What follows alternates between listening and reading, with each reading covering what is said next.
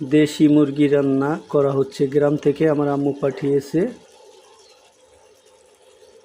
সেটা রান্না করা হচ্ছে। কিভাবে ব্যাচেলার ছেলেরা রান্না করে, প্রথমে হলুদ মরিচ মশলা মাখিয়ে মুরগিটাকে মাখিয়ে তার পরবর্তীতে কারেন্টের চুলায় দিয়েছি। সব তেল মশলা হলুদ মরিচ পেঁয়াজ একসাথে মেখে তারপরে চুলার উপরে বসানো হলো।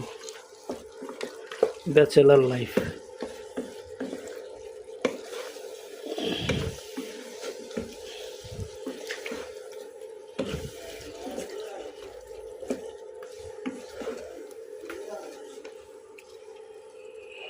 এই ভাত রান্না করা হয়েছে,